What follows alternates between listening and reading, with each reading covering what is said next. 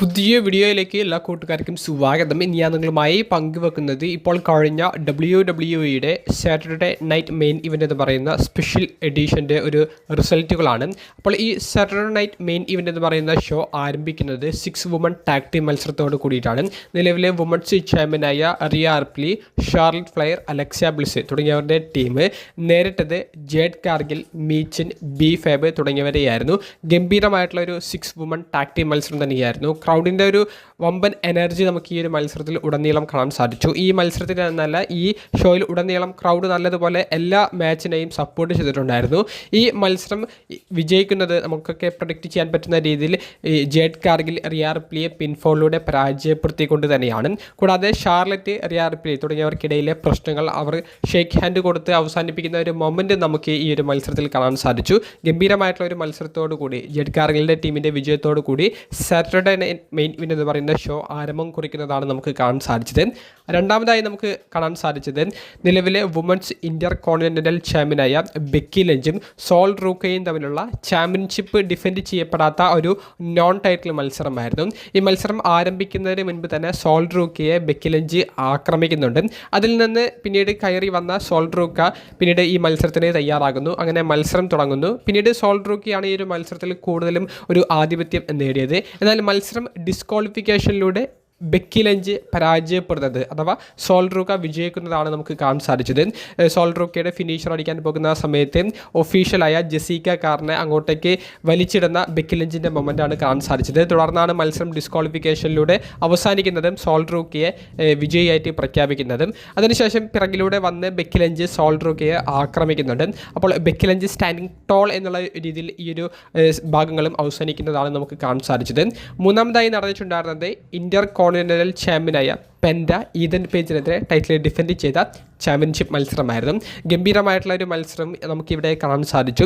ഈ മത്സരത്തിൽ പറഞ്ഞു പോയിട്ടുള്ള ഒരു സ്റ്റോറി, ആ ടേൺ ബക്കിളിലെ പേഡ് എടുത്തു മാറ്റിക്കൊണ്ട് പെൻഡയുടെ തല ആദ്യം കൊണ്ടുപോയിട്ട് അടിക്കുന്നുണ്ട്. പക്ഷേ ഈ ഒരു അവസരം മുതലെടുത്ത് കണ്ട് ഈതൻ പേജിന് വിജയിക്കാൻ സാധിച്ചില്ല. പിന്നീട് ഈതൻ പേജിൻ്റെ ഒരു ഭാഗവും ശരീരത്തിൻ്റെ ഒരു ഭാഗവും അങ്ങോട്ടേക്ക് പോയി അടിക്കുന്നുണ്ട്. അതിനുശേഷം മെക്സിക്കൻ ഡിസ്ട്രോയർ എന്ന് പറയുന്ന ഫിനിഷർ അടിച്ചിട്ട് പെൻഡ പിൻഫോളിലൂടെ ഈതൻ പേജിനെ പരാജയപ്പെടുത്തുന്നതുമാണ് നമുക്ക് കാണാൻ സാധിച്ചത്. നല്ലൊരു മത്സരമായിരുന്നു.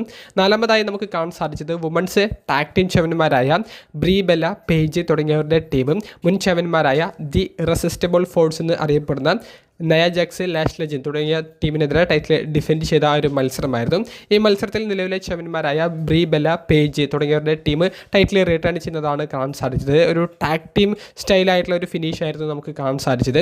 മെയിൻ ഇവൻറ്റിൽ നടന്നിട്ടുണ്ടായിരുന്നത് വേൾഡ് ടാഗ് ടീം ചാമ്പ്യന്മാരായ ദ വിഷൻ ടീമിനെ റെപ്രസെൻറ്റ് ചെയ്തു വന്ന ലോഗൻ പോൾ, ഓസ്റ്റിൻ തിയെ തുടങ്ങിയവർ സ്ട്രീറ്റ് പ്രോഫിറ്റ്സ് ടീമിനെതിരെ ടൈറ്റിൽ ഡിഫെൻഡ് ചെയ്ത ടാഗ് ടീം ചാമ്പ്യൻഷിപ്പ് മത്സരമായിരുന്നു. നമ്മൾ പ്രതീക്ഷിച്ച പോലെ മത്സരത്തിൻ്റെ അവസാനം ബ്രോൺ ബ്രേക്കറിൻ്റെ ഒരു ഇടപെടൽ ഉണ്ടായിരുന്നു. പക്ഷേ ബ്രോൺ ബ്രേക്കറിന് അസാമാന്യമായിട്ടുള്ള ഒരു ശക്തിയോട് കൂടി ഏഞ്ചലോ ഡോക്കിൻസ് എടുത്തെറിയുന്നതാണ് നമുക്ക് കാണാൻ സാധിച്ചത്. അതായിരുന്നു ഏറ്റവും കിടിലമായിട്ടുള്ള ഒരു മൊമെൻറ്റ് ഇന്നത്തെ സാറ്റർഡേ നൈറ്റ് മെയിൻ ഇവൻറ്റിൽ എനിക്ക് കാണാൻ സാധിച്ചത്.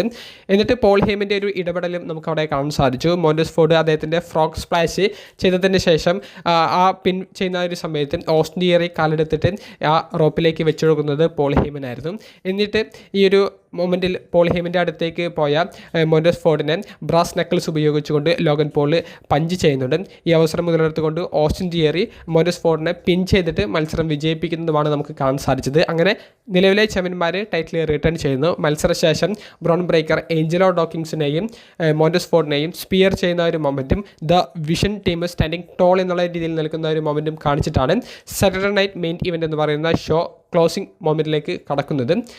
മത്സരങ്ങൾ കൊണ്ട് ഇന്നത്തെ ഈ ഒരു ഷോ ഗംഭീരമാണെന്ന് പറയാൻ സാധിക്കും. ഒരു 5 സ്റ്റാറിൽ ഒരു 2.5 സ്റ്റാർ നമുക്ക് ഈ ഒരു റേറ്റിംഗ് പോലെ കൊടുക്കാൻ സാധിക്കും. സ്റ്റോറി ലൈൻ ഡെവലപ്മെൻറ്റ് ഉണ്ടോ എന്ന് ചോദിക്കുമ്പോൾ എല്ലാതും പ്രൊഡിക്റ്റ് ചെയ്യാൻ പറ്റുന്നതായിരുന്നു. കൂടാതെ മറ്റൊരു അപ്ഡേറ്റ് എന്ന് പറയുന്നത് അടുത്ത ഞായറാഴ്ച നടക്കാൻ പോകുന്ന ക്ലാഷ് ഇൻ ഇറ്റലി എന്ന് പറയുന്ന പ്രീമിയം ലൈവ് ഇവൻറ്റിലേക്ക് 2 മത്സരങ്ങൾ ഇപ്പോൾ കൺഫേം ചെയ്തിട്ടുണ്ട്. അതിൽ ഒന്നാമത്തേത് നിലവിലെ വുമൺസ് ഇന്റർ കോണ്ടിനെൻ്റൽ ചാമ്പ്യനെ സോൾ റൂക്ക പരാജയപ്പെടുത്തിയത് കൊണ്ട് തന്നെ ഈ ടൈറ്റിൽ ഡിഫെൻഡ് ചെയ്യുന്ന ചാമ്പ്യൻഷിപ്പ് മത്സരം Becky Lynch versus Sol Ruca തമ്മിലുള്ള ചാമ്പ്യൻഷിപ്പ് മത്സരം ഒഫീഷ്യലി അടുത്ത ക്ലാഷ് ഇൻ ഇറ്റലിയിലേക്ക് കൺഫേം ചെയ്തിട്ടുണ്ട്. കൂടാതെ Brock Lesnar versus Oba Femi തമ്മിലുള്ള ഇവരുടെ സ്റ്റോറി അനുസരിച്ചുള്ള രണ്ടാമത്തെ മത്സരം അടുത്ത പ്രീമിയം ലൈവ് ഇവൻറ്റിലേക്കും ഒഫീഷ്യലി കൺഫേം ചെയ്യുന്ന ഒരു അപ്ഡേറ്റും കൂടി ഈ സാറ്റർഡേ നൈറ്റ് മെയിൻ ഇവൻറ്റിന് ഇടയിലൂടെ അവർ പുറത്തേക്ക് വിട്ടിട്ടുണ്ട്. സാറ്റർഡേ നൈറ്റ് മെയിൻ ഇവൻ്റ് എന്ന് പറയുന്ന ഷോയെ സംബന്ധിച്ചുള്ള നിങ്ങളുടെ അഭിപ്രായങ്ങൾ കമൻറ്റ് ബോക്സിൽ രേഖപ്പെടുത്തുക. അപ്പോൾ അടുത്തൊരു വീഡിയോയുമായി കാണുന്നത് വരെ ബൈ.